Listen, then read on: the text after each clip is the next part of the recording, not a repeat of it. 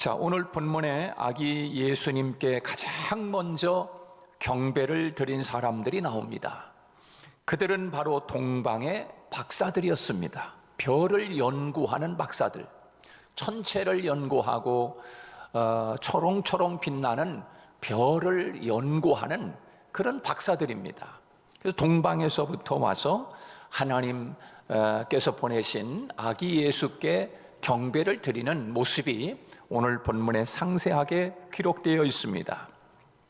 그들은 유대인들이 아니었습니다. 종교 지도자들도 아니었습니다. 그들은 이방인들이었고 저 머나먼 동방, 고대 페르시아, 거기에서 이 별을 연구하는 점순가들이었습니다.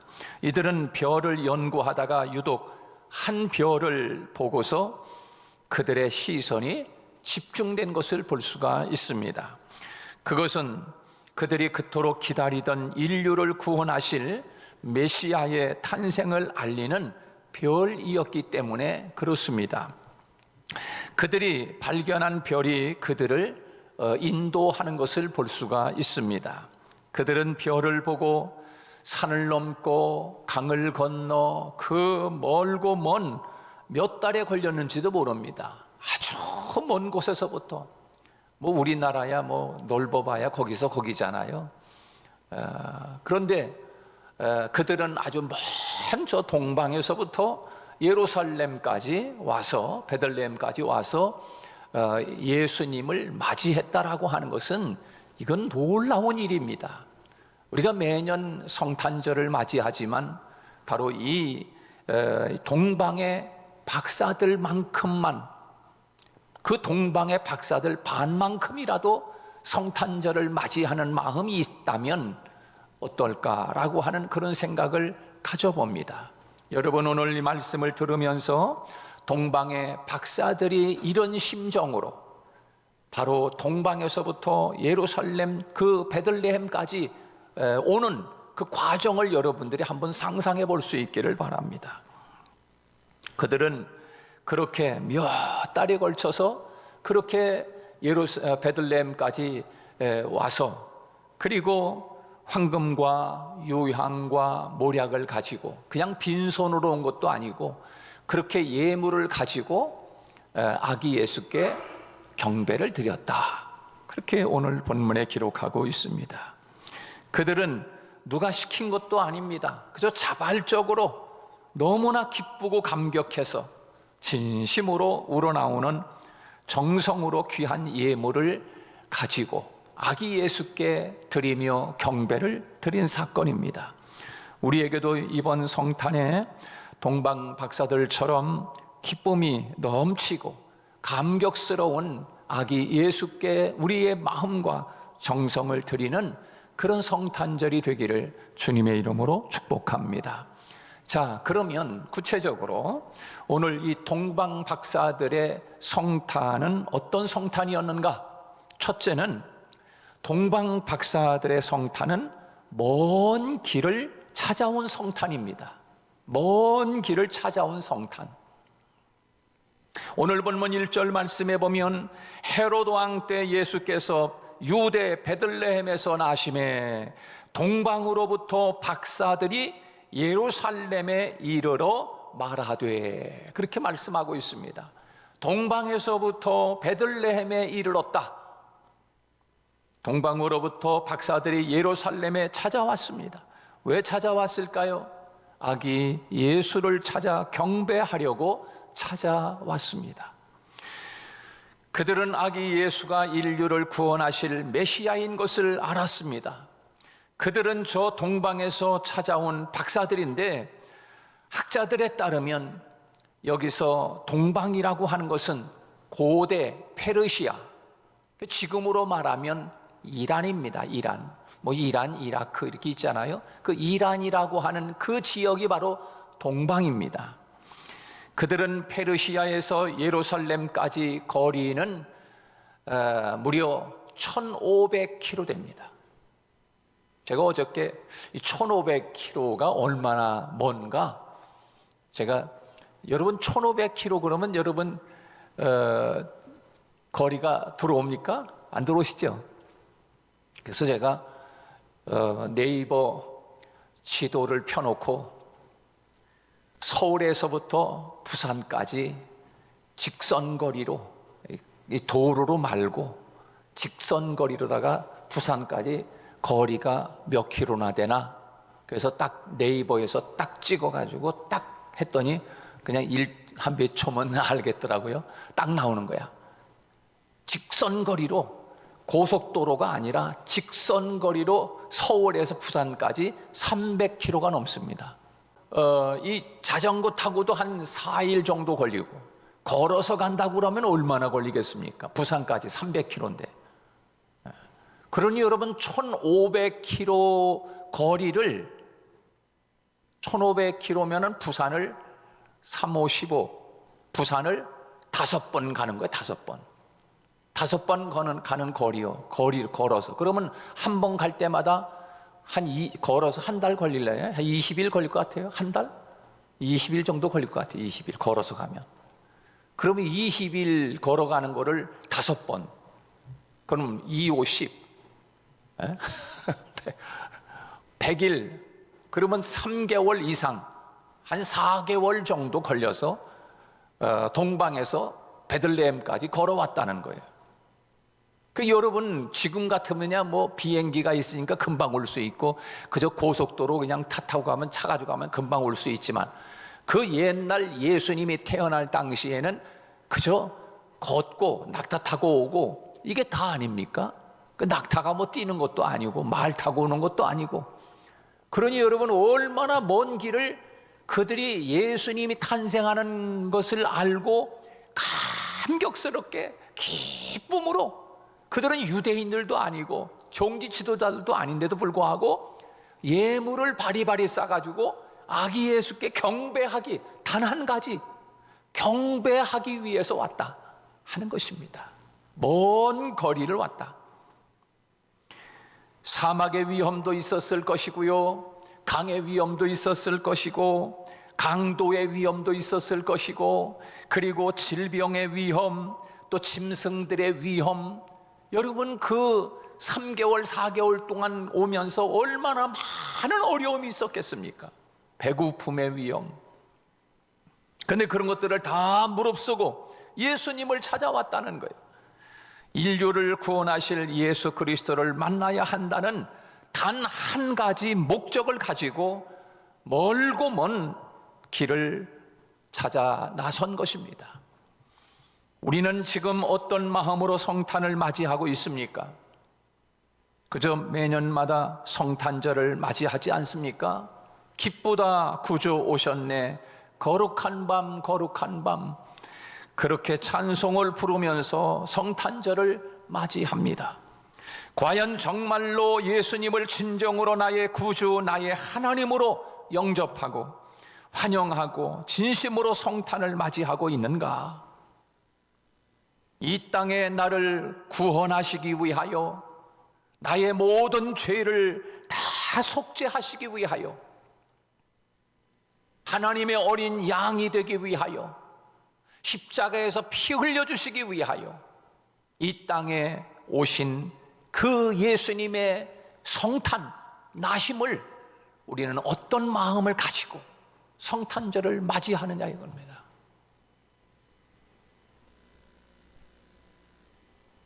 예수님 한 분만으로 만족하고 있는가? 우리는 생각해 보아야 합니다. 동방의 박사들처럼 예수님을 만나기 위해서 모든 것을 초월하는 신앙이 되어야 합니다. 예수님 만나는 그 일이라고 하면 모든 것을 다 저버리고라도 예수님을 만나야겠다라고 하는 그 갈망이 우리에게 있어야 한다 하는 것입니다. 나의 구원자이신 예수님을 진정으로 찾고 만나고 경배하는 저와 여러분이 되기를 주님의 이름으로 축복합니다. 그런데 그렇지 않은 사람들이 많습니다. 먼 길을 찾아온 동방 박사들과 달리 가까운 곳에 있었던 사람들입니다. 누구입니까? 하나님을 잘 믿는다고 자부하는 대제사장과 서기관들, 그들은 동방 박사들에게 메시아가 베들레헴에서 태어난다는 성경 예언을 가르쳐준 사람들입니다. 베들레헴에서 아주 가까이 붙어 있는 지역에 있는 사람들입니다. 유대인들입니다. 종교 지도자들입니다. 그런데 그들은 그렇게 성탄하실 예수 그리스도를 알고 있으면서도 불구하고 진정 성탄하신 그 예수님께 찾아와 경배하지 않았다는 것입니다. 인정하지도 않았습니다. 성경은 말합니다. 오늘 4절로 6절 말씀에 보면은 왕이 모든 대제사장과 백성의 서기관들을 모아 그리스도가 어디서 나겠느냐 물으니 이르되 유대 베들레헴이오니 이는 선지자로 이렇게 기록된 바 또 유대 땅 베들레헴아 너는 유대 고을 중에서 가장 작지 아니하도다. 내게서 한 다스리는 자가 나와서 내 백성 이스라엘의 목자가 되리라 하였음이니이다. 대제사장들과 서기관들은 누굽니까? 성경을 가르쳐주는 사람들입니다. 성경에 대해서 전문가들입니다. 그런데 안타깝게도 성경을 잘 몰랐던 동방 박사는 머나먼 길을 떠나서 아기 예수님께 그 탄생을 알리는 별을 보고 그 먼 길을 3달 4달씩 걸어서 위험을 무릅쓰고 그리고 예물을 준비하여 예수님을 찾아왔다는 것입니다. 그러나 정작 가장 가까이 있는 저들, 성경을 풀어서 가르쳐 주던 대제사장들과 서기관들은 그렇게 하지를 않았습니다. 예수님이 탄생하셨음에도 불구하고 인정도 하지 아니하고 찾아오지도 않았다는 것입니다. 그들이 성경을 온전히 믿었다고 하면 가르치는 것만이 아니라 정말로 하나님의 말씀으로 믿었다면 쉽게 이 예언을 확인할 수 있었을 것입니다. 먼 길을 달려온 동방 박사들과 달리 그들이 있는 베들레헴은 고작 거리가 8km밖에 되지 않습니다. 베들레헴에서 예루살렘까지 8km 정도밖에 안 됩니다. 아주 가까운 거리에 있는 것입니다. 그러나 그들은 메시아가 탄생했는데도 아기 예수님께 찾아와 경배하지 않았다는 것입니다. 혹 우리에게는 바쁜 것이 먼 길은 아닌지, 바쁘다는 핑계로 예수님께 나와 하나님께 나와 예배하지 못하는 일들이 있지 않습니까? 혹 우리는 게으른 것이 우리에게는 먼 길은 아닌지, 이번 우리의 성탄은 아무리 바쁘고 먼 길을 달려온 동방 박사들처럼 주님께 진정으로 경배하는 성탄이 되기를 주님의 이름으로 축복합니다. 동방 박사들의 성탄은 경배한 성탄이었습니다. 경배한 성탄. 오늘 본문 2절 말씀에 유대인의 왕으로 나신 이가 어디 계시냐? 우리가 동방에서 그의 별을 보고 경배하러 왔노라. 그렇게 말씀하고 있습니다. 동방 박사들의 성탄은 경배하기 위한 성탄이었습니다. 경배하러 왔노라. 동방 박사들은 성탄을 축하하고 예수께 경배하기 위하여 동방으로부터 예루살렘까지 찾아온 것입니다. 우리가 동방에서 그 별을 보고 그에게 경배하러 왔노라. 그들은 경배하거나 구경하거나 아니면 호기심으로 구경하기 위해서 온 것이 아니라 경배하기 위해서 왔다. 그렇게 말씀하고 있어요. 동방 박사들은 당대 최고의 지식인이자 부귀와 명예를 소유한 사람들이 그 동방의 박사들이었습니다. 동방 박사들은 지식이 있었습니다. 부귀가 있었습니다. 그리고 그들은 명예가 있는 사람들입니다. 그들은 학문적 호기심이나 정치적인 목적 또는 개인적인 욕망을 위해서 아기 예수께 찾아온 것이 결코 아니었습니다. 동방 박사들이 그 먼 길을 찾아온 이유는 무엇입니까? 한 가지입니다. 아기 예수님께 경배하기 위해서 왔다. 우리 예배도 마찬가지입니다. 우리가 주일에 교회에 올 때는 다른 것을 위해 오는 것이 아니지요. 오늘 그 집사님 만나러 가야지. 그 집사님 만나러 오는 게 아니지요. 우리가 교회에 항상 올 때는 하나님께 예배하기 위하여, 할렐루야, 그 예배에 집중하셔야 돼. 예배에 집중해야 돼. 예배 중에 문제가 해결되고, 그 예배 중에 하나님 만나고, 예배 중에 놀라운 은혜를 받는 저와 여러분이 되기를 축복합니다. 예배하기 위해서 하나님 앞에 나오는 것입니다. 동방의 박사들이 그 먼 곳에서 아기 예수님을 찾아온 이유는 단 한 가지, 무엇을 위해서 온 것인가? 오직 그분께 경배하러 왔노라. 그들은 사도 바울처럼 예수님이 이 세상에서 가장 고귀한 분이심을 깨달았습니다. 사도 바울도 그걸 깨달았잖아요. 그래서 사도 바울은 내가 그 예수 그리스도가 이 세상에서 가장 고귀하다, 가장 귀하다, 사도 바울은 그것을 깨달았어요. 그래서 내가 지금까지는 그게 아니라 유대인 중에 유대인이요, 바리새인 중에 바리새인 중에 로마의 시민권을 가지고 가말리아의 문에서 공부한 지식, 명예, 출세, 이런 것이 최고인 줄 알았는데, 예수 그리스도를 얻고 보니 내가 지금까지 최고인 줄 알았던 그것들을 다 배설물처럼 버린다. 예수를 얻고 그랬습니다.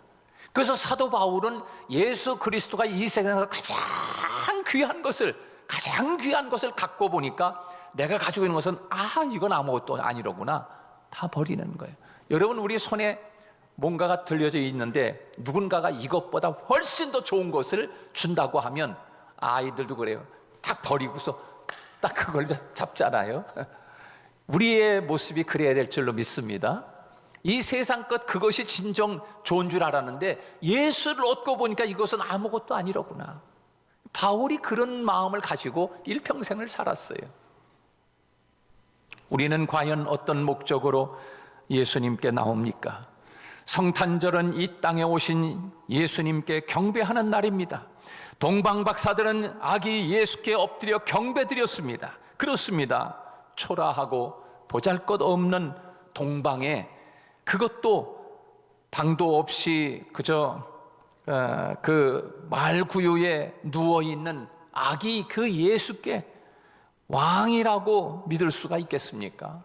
대궐 같은 그런 궁궐에서 난 것도 아니고 그저 말구유, 그저 우리가 생각하면 시골에 그저 한 그 외양간 같은 거 아닙니까? 우리나라로 말하면 그런 정말 그 있을 곳이 없어서 그런 짐승이 자는 그곳에 거기에서 태어난 거예요. 얼마나 초라합니까? 얼마나 낮은 곳에 오신 것입니까? 뭐 어디서 났나 여기서 났나 뭐 그 연구할 필요는 없어요. 그저 우리나라로 말하면 그냥 짐승이 자는 곳, 이렇게 생각하면 되는 거예요. 가장 낮은 곳이라고 생각하면 돼. 뜻이 그 낮은 곳에 온 그가 어떻게 왕으로 추대를 받을 수 있겠냐 말이에요.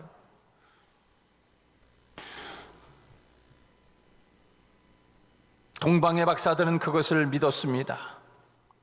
그래서 그들은 아기 예수께 엎드려 경배를 드렸습니다.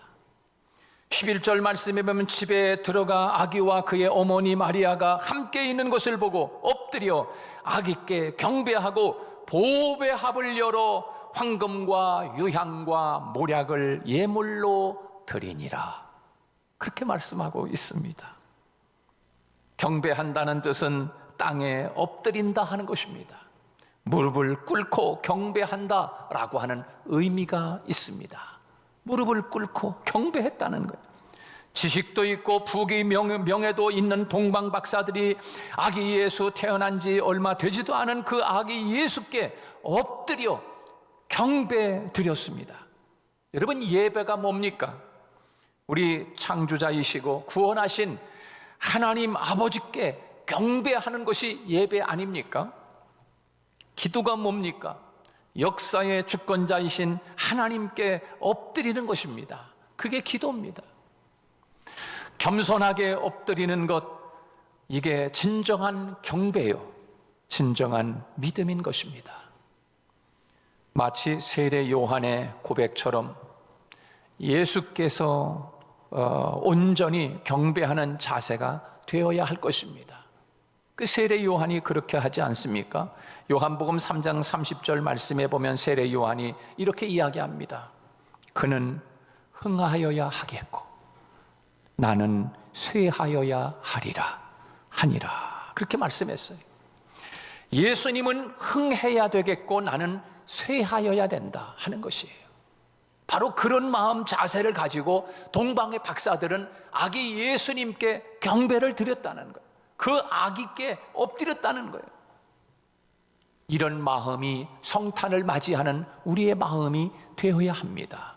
바로 그런 사람의 마음 속에 성탄하지 않겠습니까? 주님이 성탄하시는 거예요. 또한 오늘 본문의 세 번째로 동방의 박사들은 어떤 성탄을 맞이했는가? 세 번째는 예물을 드린 성탄이었다 하는 것입니다. 예물을 준비해 드렸다는 거예요. 동방 박사들은 빈손으로 오지 않았습니다. 먼 길을 찾아온 것으로 끝나지 않았습니다. 경배한 것으로 끝나지 않았습니다. 동방의 박사들은 세 가지 예물을 그 아기 예수님께 경배를 드립니다. 오늘 본문 11절 하반절에 이렇게 말씀합니다. 보배 합을 열어 황금과 유향과 모략을 예물로 드리니라. 그렇게 말씀했습니다. 예물은 마음의 표현이지 않습니까? 그래서 우리가 하나님 앞에 예배를 드릴 때 하나님 앞에 이 세상에서 생명 다음으로 중요한 것이 돈이지 않습니까? 황금이지 않습니까? 이 세상에서 우리 생명 다음으로 귀한 게 물질이요. 그것을 내 생명을 대신하여 하나님 앞에 바치는 겁니다. 그게 바로 예배인 것입니다. 예물은 마음의 표현이고 저들은 아기 예수님께 경배하고 보배합을 열어서 황금과 유향과 모략을 예물로 아기 예수님께 드리며 경배를 드렸습니다. 이 세 가지 예물은 단순한 예물이 아닙니다. 이들은 신앙의 고백이 담겨진 귀한 예물을 하나님 앞에 드린 것입니다. 신앙의 고백에 담겨진 헌신이었습니다. 이 동방 박사들은 세 가지 예물을 통해서 예수님의 영광을 드러냈습니다. 예수님이 어떤 분이십니까? 바로 이 예물을 통해서 알 수가 있어요. 바로 이 아기 예수, 이 말구유, 이 짐승이 자는 이 낮고 초안한 곳에 성탄하신 예수 그리스도는 바로 이런 분이라고 하는 것을 예물을 통하여 하나님 앞에 드린 것이에요.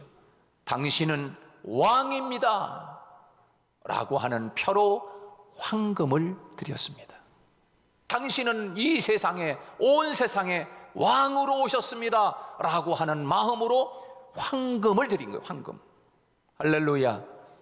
그런 마음으로 여러분 경배할 수 있기를 축복합니다. 황금을 드린 거예요. 황금. 아기 예수께 황금을 드린다는 말은 당신은 나의 왕입니다, 이 세상의 왕입니다 라고 하는 고백이 담긴 예물입니다. 그리고 황금과 유향을 드렸습니다. 여러분, 이 유향이라고 하는 것은 향이지 않습니까? 향. 제사장이 성전에서 향기를 내기 위해서 피우는 향입니다. 향을 내는 거예요. 향으로 올려드리는 거예요. 그러니까 예수님을 대제사장으로 인정하는 예물입니다. 당신은 이 땅의 대제사장으로, 그리고 예수님이 이 세상의 온 인류의 죄를 담당하기 위해서 오신 이 땅에 그 모든 죄를 대속해 주시기 위한 대제사장으로 상징적인 표로 드리는 것이 바로 유향이죠. 유향. 당신은 대제사장, 나의 죄를 다 대속해 주시기 위해서 오신 대제사장이십니다 라고 하는 표가 들어있는 예물이 유향입니다. 유향. 그런 고백으로 예물을 드리는 거예요. 그 다음에 모략이라고 하는 것은 뭡니까? 죽음을 상징하는 것입니다. 당신은 나를 위하여 인류의 죄를 짊어지시고 이 땅에 십자가에서 나를 대신하여 생명을 주기 위하여 죽으실, 나에게 생명을 주시기 위하여 오신 분입니다 라고 하는 마음으로 모략을 하나님, 그 아기께 드린 것입니다. 모략, 죽은 사람을 위해 쓰는 것입니다. 이 모략은 죽은 사람을 위해 쓰는 거예요. 예수님께서 인류의 모든 죄를 지시고 나의 죄를 모든 죄를 짊어지시고 십자가에서 그렇게 매맞으시고 그렇게 가시관 쓰시고 양손과 양발에 못 박히시고 죽으실 것을 미리 알고 이 동방의 박사들은 모략을 아기 예수님께, 죽은 사람에게 바르는 그 모략을 예수님께 드리는 거예요. 당신은 이렇게 왕으로, 대제사장으로, 그리고 나의 죄를 짊어지시고 죽으시면서 생명을 주기 위해서 오신 그런 분입니다 라고 하는 마음으로 예수님께 그렇게 예물을 준비하여 드린 것입니다. 여러분, 우리가 예수님을, 성탄하신 예수님을 맞이할 때 동방 박사들의 그 마음가짐과 그들의 성탄처럼 오늘 우리의 다가올 성탄을 그렇게 맞이할 수 있다면 우리 주님이 저와 여러분의 마음에도 성탄하지 않겠습니까?